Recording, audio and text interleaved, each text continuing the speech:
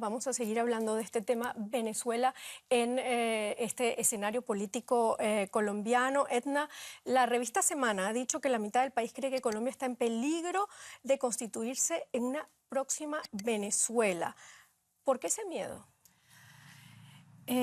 Yo no creo que haya un miedo, yo creo que hay un miedo creado y no entiendo muy bien qué significa convertirse en Venezuela. Colombia tiene sus propios problemas y te puedo hacer una lista inmensa de cuáles son los problemas. 200 líderes asesinados, 40 guerrilleros desmovilizados, uno de los índices más altos de pobreza, desempleo, indigencia. Tiene 7 millones de personas en la indigencia, la gente se muere en las puertas de los hospitales. Son los países limítrofes, vecinos, hermanos, pero con diferencias muy marcadas. Diferencias marcadas. Los niños, tenemos cifras de en la semana se están muriendo 8 niños de hambre en Colombia. Entonces yo no sé a qué se refieren cuando hablan de convertirse en Venezuela. Lo que yo sí veo es una instrumentalización del tema de Venezuela y eso viene de... El objetivo es cerrarle cualquier posibilidad a proyectos alternativos y en este caso concreto el proyecto alternativo se puede llamar Gustavo Petro o se puede llamar el Polo Democrático o se puede llamar la lista de los decentes. Entonces en este escenario como una estrategia es generar un miedo que no tiene ningún fundamento y te cuento, candidatos se van a Venezuela a hacerse fotos con gente pobre de Venezuela cuando en Colombia tienes millones. No te tienes que ir a Venezuela a hacerte fotos con la gente que está pasando problemas allá. En Colombia lo tienes a la vuelta de tu esquina. Entonces hay una instrumentalización del tema de Venezuela para generar miedo, para generar rechazo, pero eso tiene que ver con un analfabetismo político. Cristina, ¿tú qué opinas? Completamente de acuerdo con Edna. Es una instrumentalización del miedo y un miedo infundado además por partidos políticos que están generando mucha más polarización a raíz de estos discursos que además cuando nombran, por ejemplo, el castrochavismo no existe. Es una palabra completamente inventada por los de la derecha en Colombia para infundar un miedo. Nunca Colombia se va a volver un Venezuela porque, como dice Edna, tiene problemas diferentes. En este caso es lo que propone Petro, ¿no? ¿Y qué es exactamente lo que él propone? Bueno, lo que pasa es que el discurso de Petro es un discurso antisistema, digamos de esta manera, es un poco antisistema en el sentido de establecimiento, élite política, ¿sí? No quiero decir antisistema por Estado, no, pero yo su discurso viene mucho más, está más cercano hacia los pobres, hacia los ciudadanos del común que no pertenecen a estas élites políticas y que no están de acuerdo con muchos temas de corrupción, con la política tradicional en el país y que al mismo tiempo le quieren dar un chance a este acuerdo de paz, porque no olvidemos que la implementación del acuerdo de paz es lo que también está en juego en estas legislativas. Claro, y la democracia. Claro. Edna, vuelvo a este término que ha causado tanto problema en Colombia, que es el castrochavismo. Para algunos puede ser sinónimo también de marxismo-leninismo, para otros también puede ser sinónimo de comunismo autoritario. Y lo que estamos viendo en Venezuela, que es lo que quizás preocupa a muchos colombianos, es que un sistema que llegó al poder a través de los votos de manera democrática fue cambiando a un sistema autoritario, comunismo autoritario, donde no hay alimentos, donde no hay medicinas, donde hay una crisis tremenda que hace que la gente se vaya al país vecino, Colombia. No hay miedo de que eso pase allí, de que no es que la situación sea completamente distinta, sino que Colombia pueda llegar a ser un comunismo autoritario. Yo no soy una especialista en el tema de Venezuela. Lo que puedo decir es que Colombia tiene sus propios problemas. Yo digo basámonos en Colombia y en esta figura de Gustavo Petro, que es uno de los candidatos que está ahora sí, pero entonces te digo, yo no conozco encuestas. Venezuela, entonces me resulta un poco difícil hacer una lectura desde ese punto. Yo me quiero concentrar en el tema de Colombia. Colombia difícilmente puede sacar la cara como una democracia, ¿no? Por la historia del país que conocemos. Los partidos se han turnado el poder, las familias se han turnado el poder, las élites se han turnado el poder. Y por el otro lado, lo que propone Gustavo Petro es un discurso antisistema, pero como tú bien lo explicabas, antisistema de cómo funcionan las élites en Colombia, cómo ha sido manejado el poder en Colombia. O sea, lo que propone Gustavo Petro no lo puede enmarcar dentro de un proyecto socialdemócrata, que es lo que hay en Alemania, por ejemplo, que haya salud gratuita o que sea accesible para la mayoría de la gente, que la educación sea accesible para la mayoría de la gente, que se desmonten las mafias, que haya una estructura judicial accesible para la mayoría de la gente. Es un proyecto completamente socialdemócrata. La titulación de la tierra, que la gente sepa que el Estado pueda comprar las tierras, que las ponga a producir. Entonces, el tema del comunismo, el marxismo-leninismo. Creo que en este momento Colombia está bastante lejos de eso y no son las preocupaciones iniciales. O sea, yo creo que Colombia tiene unas preocupaciones y es generar una justicia social. Y eso no existe. Hay muchos analistas Cristina. que dicen que el programa programático si los planteamientos programáticos de Gustavo Petro a la presidencia no son ni siquiera de izquierda, sino más de centro. Cristina, ¿tú qué opinas? Bueno, es que yo creo sinceramente que en Colombia no va a establecerse una nueva constituyente. Lo que creo también que ¿Por hay que qué? tener en cuenta, ¿Por qué porque de estás todas tan maneras segura? hay que tener en cuenta también quiénes son los que van a ser reelegidos o elegidos también para el nuevo Congreso, y hay que tener en cuenta que el Congreso es el que le da una cierta gobernabilidad al presidente, ¿no? Y si llegase a ganar Gustavo Petro u otro candidato de la izquierda o otro proyecto que no sea de centro derecha, va a tenerla difícil como margen de maniobra, ¿no? Claro, porque dijimos al principio de nuestro programa que la izquierda la va a tener difícil para entrar Claro. ahí en el Congreso, ¿no? Va a tener que vérselas, en todo caso, si llega a ganar Petro, va a tener que vérsela con esa derecha que está tan enquistada en este Congreso. No se prevé realmente que haya una renovación en el Congreso porque de los 268 actuales congresistas, 260 están buscando la reelección. Y además de eso, es casi muy probable que gane el Centro Democrático, que es el partido del uribismo, del expresidente Álvaro Uribe y actual senador también, que es uno de los que polariza más esta contienda electoral, y también Cambio Radical, que paradójicamente es un partido que tiene el mayor porcentaje de candidatos que podrían tener algún nexo con paramilitarismo, con el caso de Brecht, por ejemplo, de corrupción. Claro, bueno, has tocado un montón de temas allí y por eso quizás la importancia de estas elecciones, Edna. Me gustaría saber cuál crees tú que va a ser la recomposición del Congreso y si habrá sorpresas, porque Cristina dice que no va a haber mayores cambios allí y que además el partido de Uribe será el gran ganador de estas elecciones. Sí, yo también estoy de acuerdo con la posición de que no va a haber grandes sorpresas, no va a haber ninguna renovación. Desafortunadamente estamos viendo un giro más hacia la derecha y el Congreso ha sido un espacio tomado desde décadas ya por grupos paramilitares y por grupos con intereses económicos muy fuertes. Entonces, estas personas, estos grupos tienen la capacidad de movilizar al electorado y lo movilizan a partir de dinero, de mercados. Entonces, toda esa fuerza es la que al final termina decidiendo quiénes son los congresistas. Y muchos de los congresistas que se van a presentar son hijos, herederos, nietos de políticos anteriores. Entonces lo que vamos a ver es una herencia, o se van a heredar las curules de muchos políticos que están cuestionados. Una herencia, no va a ser un cambio hacia la derecha, entonces. Es una herencia, pero que se matiza más a la derecha. Porque son muchos políticos, en Colombia muchísimos políticos, ex congresistas, ex senadores que están en la cárcel por sus vínculos con paramilitares, y lo que estamos viendo es que sus hijos, sus nietos, sus sobrinas, sus esposas, sus ahijados son los que van posiblemente a heredar esas curules. Entonces no va a haber un espacio de renovación. Claro, Edna, y hablaste también de la importancia o de la influencia del mercado. ¿A qué te refieres con eso? No, estamos hablando, mercado se le dice en Colombia a los paquetes que reciben las personas cuando hacen las compras. Entonces, esos son viandas que recibe la gente a cambio de su voto. En Colombia hay una estructura muy clientelista donde desafortunadamente la gente, por falta de educación e información política, regala o vende su voto a cambio de algunos alimentos. Bueno, muy particular en América Latina esto también. Eso se está jugando en estas elecciones, ¿no? El clientelismo, el populismo. Desde acá, desde Alemania, ¿cómo se ve esa situación? Yo creo que sí se ve con mucha preocupación, ¿no? Pero también yo creo que sí hay esperanza también. Yo creo que a ver, aunque todo el entorno es muy complicado y el movimiento de observación electoral colombiano sí ha alertado sobre esa situación, ¿no? En muchos municipios no hay seguridad para los votantes, etcétera, etcétera, ¿no?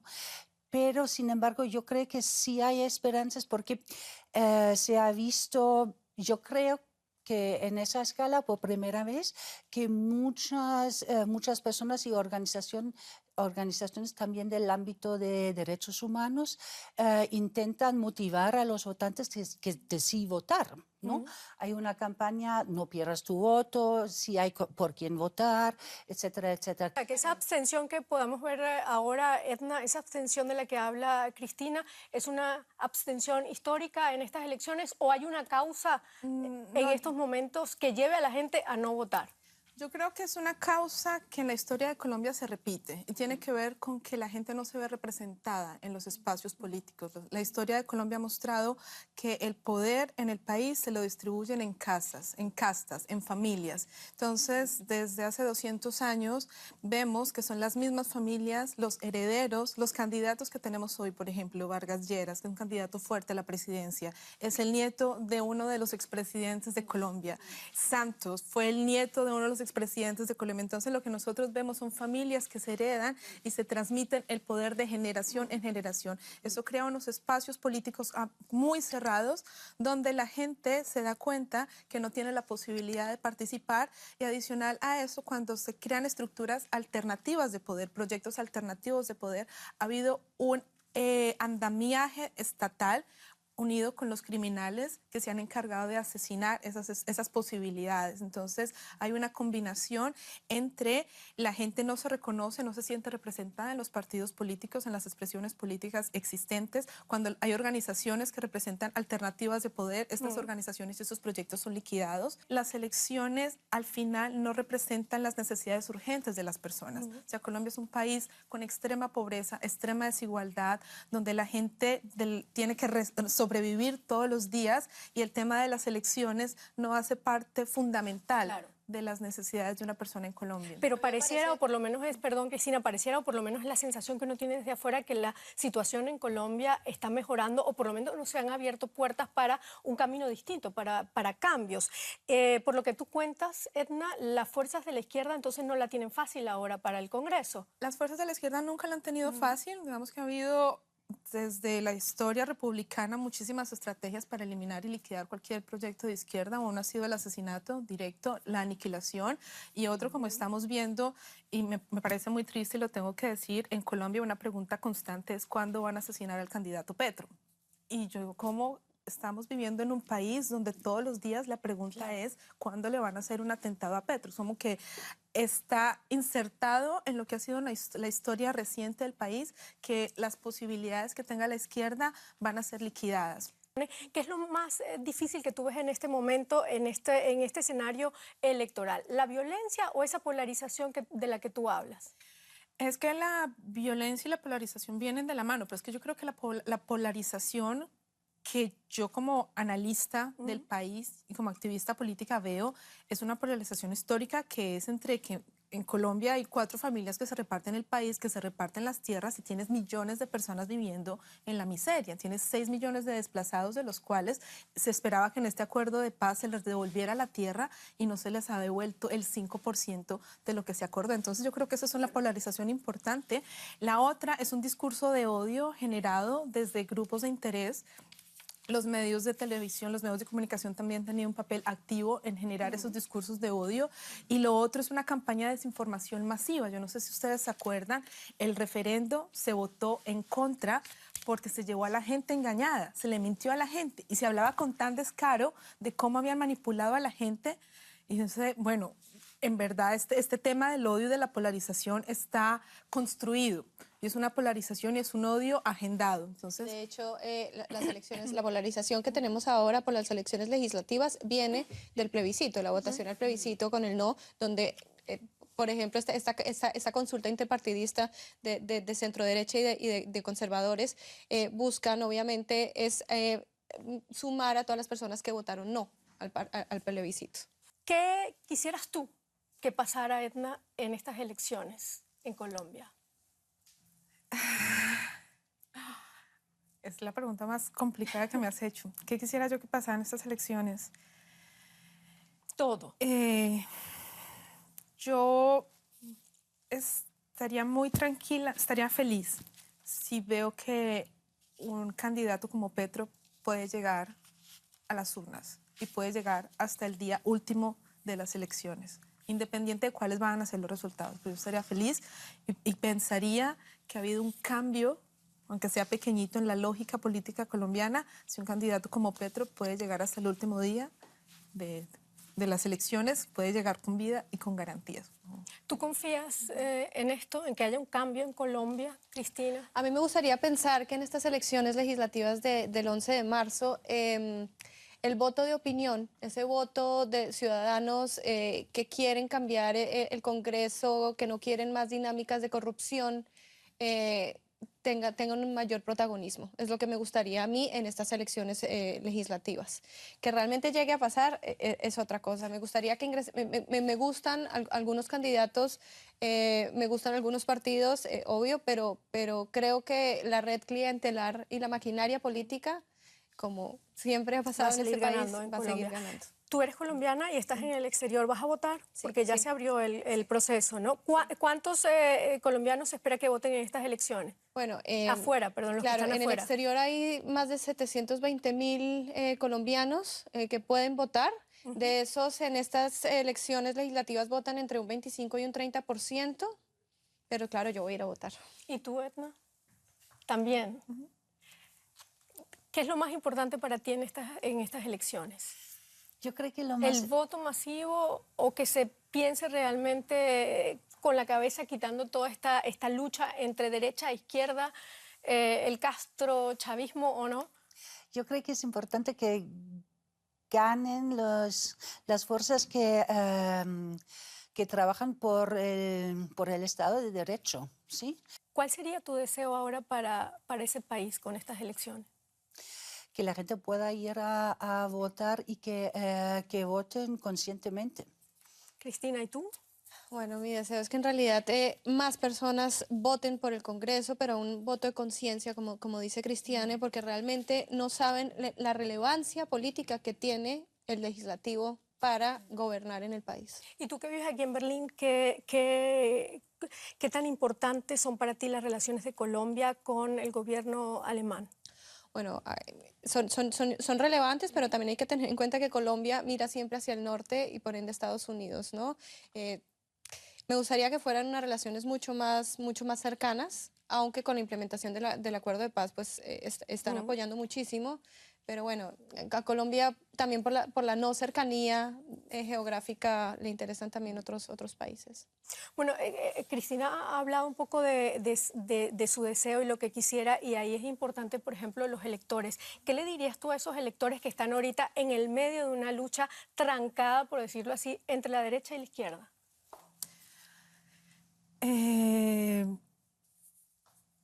Les diría,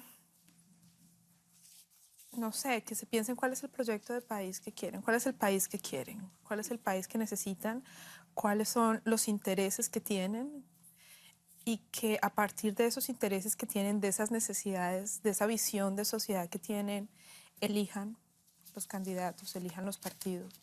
Es como que yo creo que hay muchísima gente en Colombia defendiendo intereses en cuerpo ajeno. Muchísima gente en Colombia atemorizada de la llegada de un gobierno como Petro,